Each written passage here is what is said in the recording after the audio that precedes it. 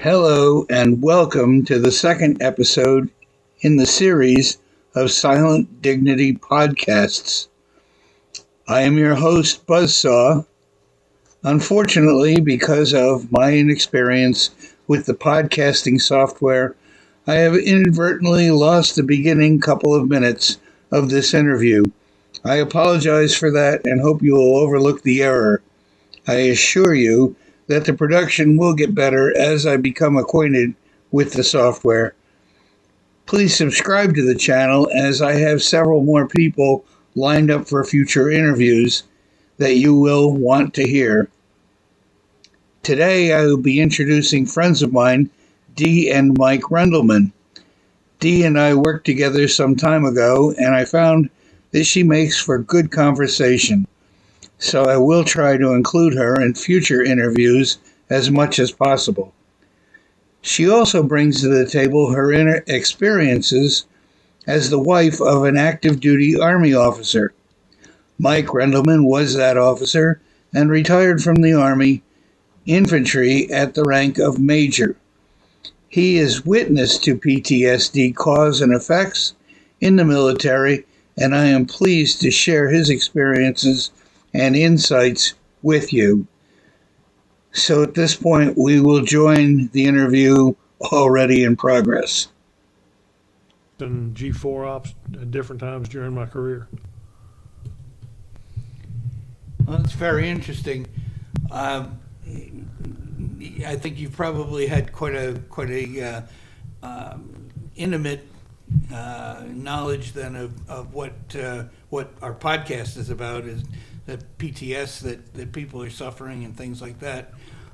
Tell me something about an incident or something that kind of epitomizes this type of a problem and what transpired.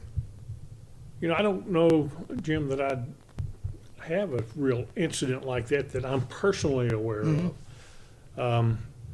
I served with a lot of people who served in Vietnam. This was obviously I retired pre the Desert Wars, but the people that I served with didn't really seem to have any particular problems with PTS, and I think that's because not everybody does, and those that don't particularly may be the ones that continue service, as opposed to those who are suffering from the real ill effects of having gone to war. And probably don't like to admit it. Probably don't like to be going to a therapist because it's then marked in their chart. You think they avoid it? Probably, yeah. Because they're afraid they're going to be let out of the military, and if they're military people, then that's a big deal. Well, I think she has some friends that she knows who have relatives that served overseas that had that kind of problem that she peripherally heard about. Roland? No. The son of somebody that you knew. Betty? Oh, yes. Yeah. Yes, he was in the, yeah. He was in the military and started having problems after he came back and started drinking, and then everybody was urging him to go see somebody, but he wouldn't because the military was his life. Yeah. He loved it. And so he went off post and made sure that nobody knew that he was seeing somebody. And then he stayed in. Yeah.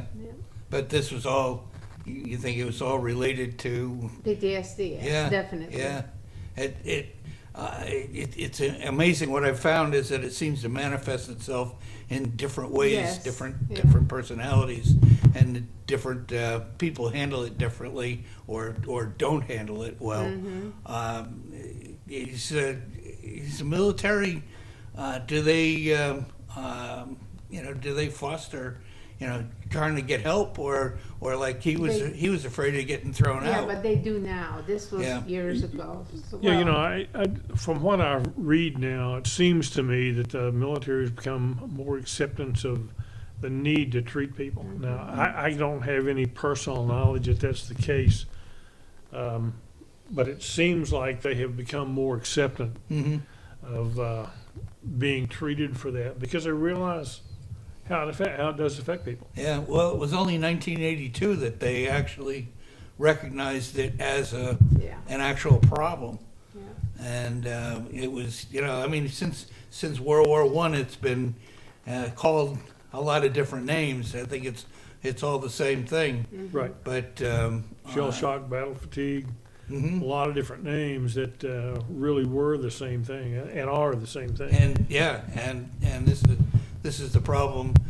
Whether it's been identified, and people go through this, but up until now without support of any kind. Right. Right. Hopefully now, and the VA, I don't know, is from what I've seen at least, is they try to do what they can from Yeah. a bureaucratic standpoint. I don't know if you've seen the 25 questions that they ask, No, but they're multiple But you guess. would They're know. Yeah, multiple I choice. have not seen them, I don't It's think. it's questions like how many times a week do you wake up in a cold sweat? Oh. And so what we've done is I put together 25 open-ended questions to get people to talk, and I think that that is going to do more good. But from the standpoint of the VA, yeah, they have to have a means by which to identify yeah. whether somebody is qualifies or not. So Right. so this is part of the problem, I think. Oh, yeah. And these guys, let's face it, you've seen a lot and done a lot. And in my interview with Nathan, he described things that, for instance, depending on who the audience is, the speaker might tell a story totally differently. Yeah. Things like it's a hard thing. Oh, yeah. That's true. It's hard to That's talk true. about it. It's hard. People choose their words based on their audience for a variety of different reasons. But, for years, I'm not sure if this applies or not, but for years, everybody stayed away from telling audiences what the military really did, Mm-hmm. what their mission really was. Sure. Until finally, one retired general officer was able to stand up there and say, "This is actually what we do." Yeah. Yeah. No. Well, and do you think, today we have all these so-called surgical weapons, and you think the general public expects too much? Absolutely. I don't think the general public understands that, war's often been described as managed chaos. And I think there's this unrealistic view that every bullet is extremely precise and every bomb is extremely precise and nothing ever goes wrong. And that's not true, and it's kind of a shame that we have that feeling, because then the military gets painted broadly bad if something goes wrong. Yeah. Yeah. And not only that, but the asymmetrical battles that we fight today, people don't wear uniforms. That's right. Right. You don't know necessarily who the good guy is, who the bad guy, and then you have an enemy that hides weapons amongst general population. Yeah. That brings up a good point. And I read this article, actually my daughter gave it to me 25 years ago. Mm. And that was a website called Eject, Eject, Eject. And the thrust of this whole article was sanctuary. Hmm. And basically what the guy was saying in his article was that in these kind of asymmetrical wars that we have now, a soldier has lost sanctuary, and that sanctuary was the uniform. Mhm. So back when you knew who the enemy was because you wore a uniform, you knew who to take action against. But now, when you have people who don't, Mhm. you don't know whether the person sitting across from you or beside you or behind you is the enemy or not. Right. And it creates additional problems, psychological problems for the soldiers of the day. Yeah. There's a lot of truth to that. Yeah. There've been atrocities in every war. The Germans and different people were known for not taking prisoners and things. But do you think that it adds to the terror, if you will? But it's always in the back of the mind of the soldier. We always say no one left behind. Right. But these things are going to happen. Well, they are, but I think if the enemy's particularly brutal, that always plays on the mind of the soldier who's out there, because especially if he sees the result of that, Mhm. it can infuriate him, just Yeah. absolutely infuriate him, and drive people to things that they wouldn't normally do, Mhm. which is essentially what I think PTS essentially is anyway. Yeah. I think, and it could be you drive them in a good way or a bad way. Exactly, You could know? be either way. I mean, we always talk about fight or flight, but there's also freeze. Hmm. And so that's the last thing. You want the guy to either run or fight, Right, but to Correct. freeze and just not do anything. just cannon fodder. Yeah. Mhm. From what you've seen when especially on a platoon level, the interaction between people is got to be one of the better parts of the camaraderie that develops between a group of men and women now.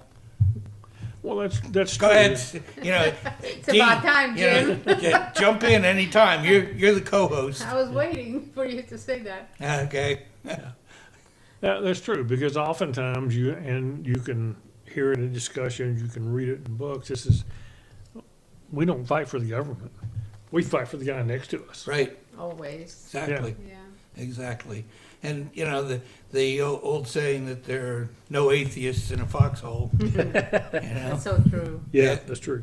So Not that I was ever in a foxhole, but no, but can and this is understand why I think your opinions and are very valuable here. Being married and now let me ask you now, when did you get married? 71. Okay, so Mike was still in the service. He just started. Yeah. Yeah. So, how did you handle that? And did you know? I had no earthly idea what it involves, where we're going to be, where we're going to live. Nothing. Nothing. Nor did I. Yeah. That's right. We kind of went to Fort Bragg blind. Yeah. Drove down there hauling a U-Haul trailer and had no idea what we were going to do. Yeah. They really didn't know at that time that the government really provided quarters for us, or could provide quarters for us, Yeah. or how long it would take to get into them if they did. But they had a But, great support system. The women were like a group of women Yeah. would help take care of you and not take care of you, but Yeah. tell you things Yeah. that you didn't know. I had no idea what it was like Yeah. to be in the military. So Each unit had a support group that was comprised of the women in the battalion that supported each other. Mm-hmm. So, when somebody was deployed, when something happens, they kind of closed ranks on each other and helped out. So if there was a woman with a new child, maybe they needed help that they couldn't get otherwise. Or if they didn't have a car or didn't drive, maybe they could help them go to the commissary or whatever. So And when it's a good thing. when you guys were deployed, it was a very Oh, close community. yeah. The So the that ones helped. left behind. Yeah, The the women and the spouses and- children. Yeah. Yeah. So So what you're saying then is that a lot of the support was internally generated. Yes. The Army probably had, higher up some sort of structure, but I think they do more now than they used to. yeah. And they've recognized that more now and kind of foster it and support it. But there was always this internal thing at battalion level, and it actually went all the way up. In terms of an infantry soldier, you figure on battalion, brigade, and division, but it went all the way up. Yeah. So that in the headquarters elements at division level, you had the same kind of support for the families there. But they've more recently recognized, I don't know what they call them, family support groups, but something essentially like that. Yeah. That is, strictly a voluntary support group from the women involved in it. It usually starts with the leader in the unit, his significant other, Yeah. and then goes down from there. One thing that I'm really curious about is all the TV shows. Has there ever been any of the TV shows that you're aware of that depict either the down times or the battle times or whatever that are accurate in any way? I can't speak for this. You watch those shows that you like, the Outpost. Well, that was actually a good movie, yeah. And I think the answer to that is yes, they do. They do now, and it probably started more with Band of Brothers than anything else. And some of the newer ones, like Outpost, was also a very good depiction of what occurred in Afghanistan. And I actually read 2 different books about that before I saw the movie. So it seemed to be fairly accurate.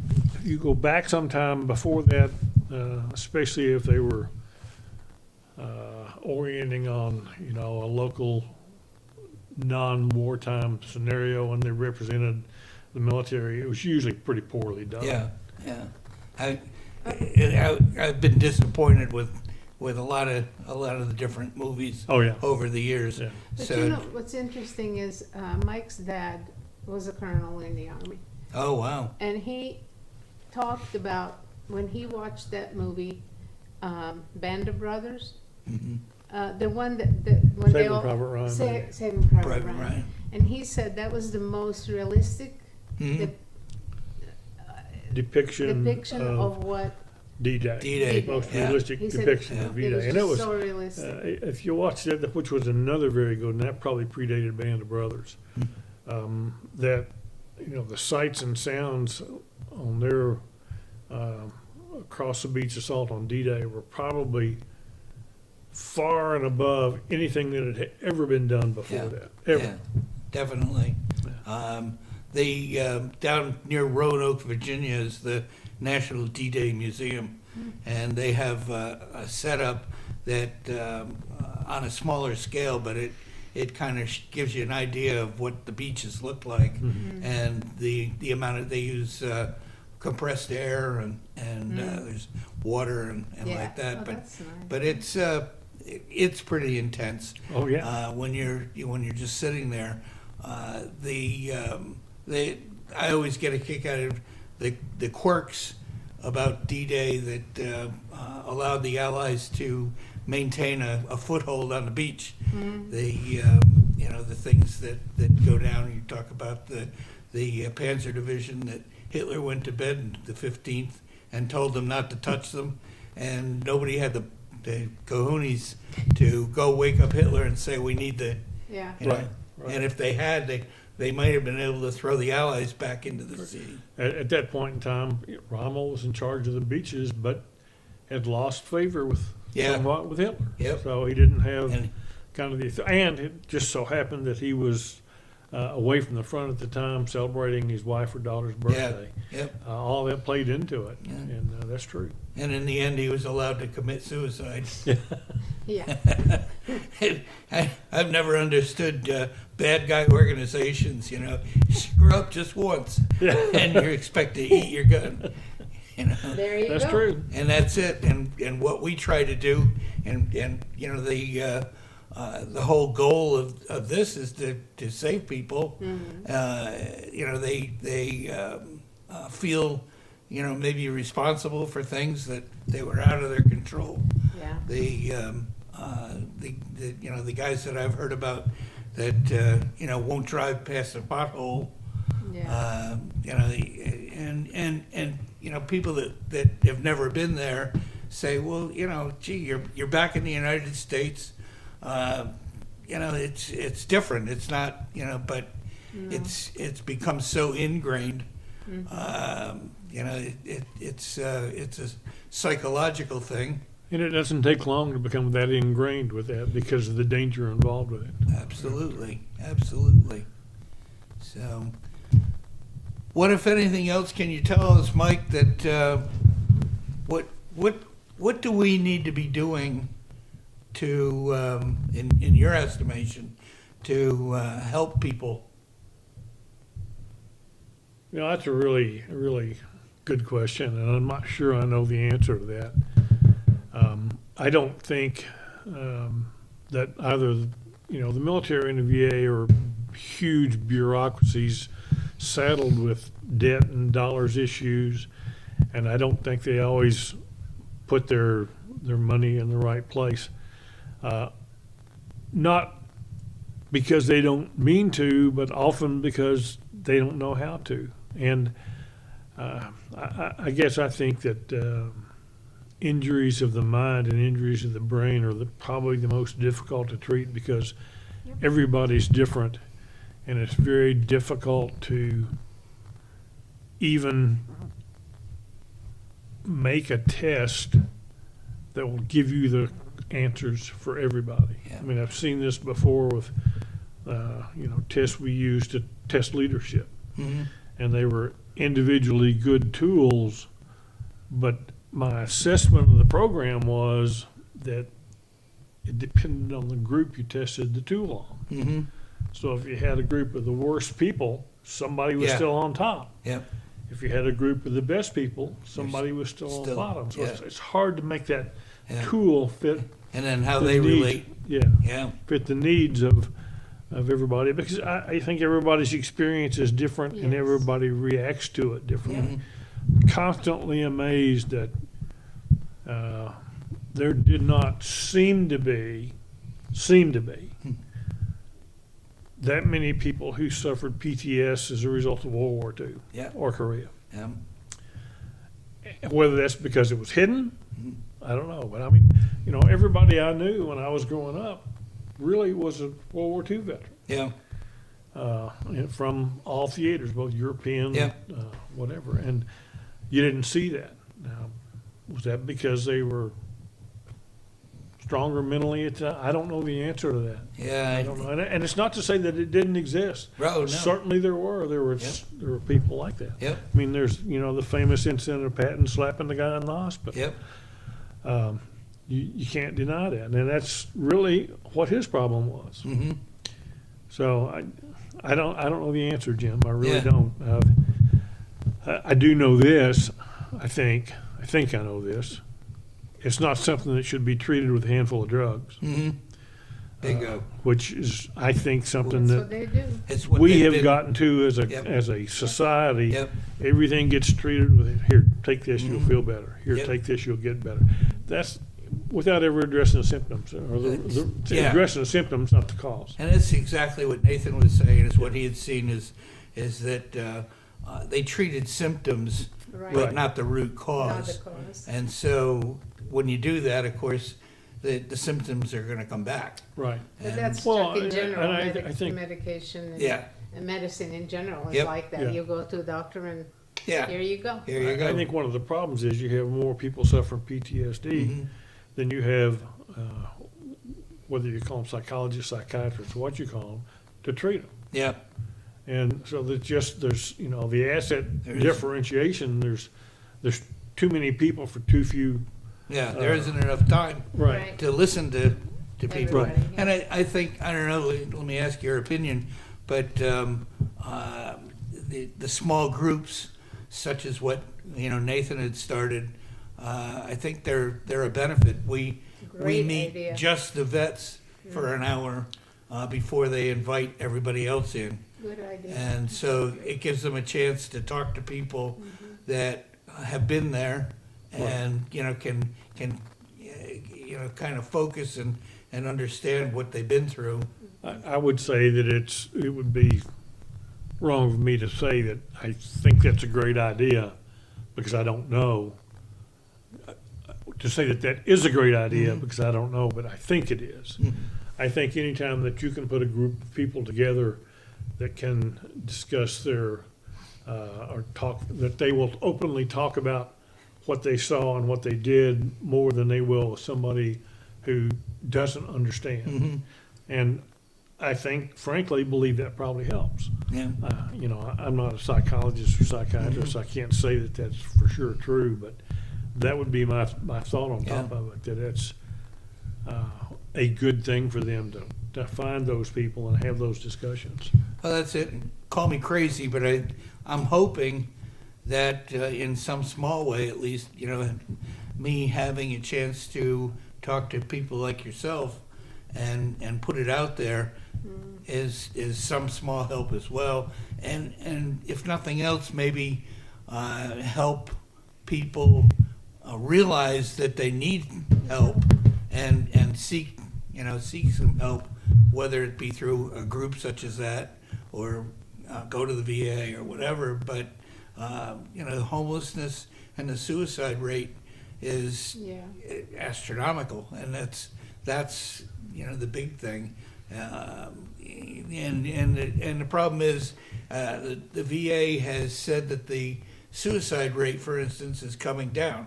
It was like 3%, and now it's less. But we're looking at it from the standpoint there are fewer vets. So if the number is the same, then it's not really coming down. Right. So I don't know, but it's been great talking to you. If there's anything else you can offer. Okay, thank you. Appreciate it. Yeah, absolutely. And we appreciate your service. Thank you. Absolutely. And yours, Jim. And Dee. And your service. Well, I know, but it's not about me. And Dee, welcome aboard. I want you to feel comfortable, and I do. We will have, I think, many times that we can get together and kind of it breaks it down, give it the female touch, and and. Of course, nobody can see us right now, so Dee is sitting there, and she's just shaking her head, and she's got a grin that from ear to ear. So I must have hit a nerve. Somewhere. I still have one somewhere. But hopefully not with the hammer. Right. So we're going to wrap it up then for today, and I thank everyone for tuning in. This is episode number 2. And just moving right along. 2 of how many I don't know, but as long as YouTube and the other facilities allow me to continue to put this up, we'll do it. So come back, look for us again, bookmark it, and I guess we're out. So thanks again. Take care. Bye.